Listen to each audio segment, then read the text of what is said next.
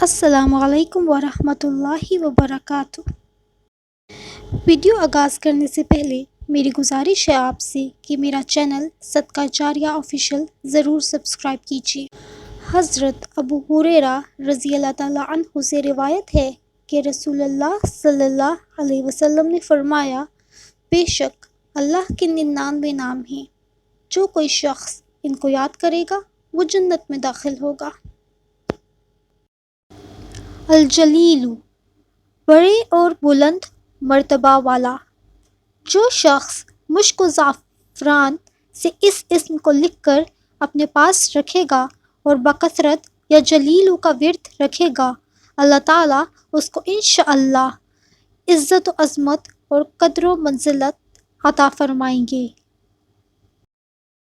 مزید اسماء الحسنی کی عظمت و فضیلت جاننے کے لیے ہمارا چینل صدقہ جاریہ آفیشیل ضرور سبسکرائب کیجیے۔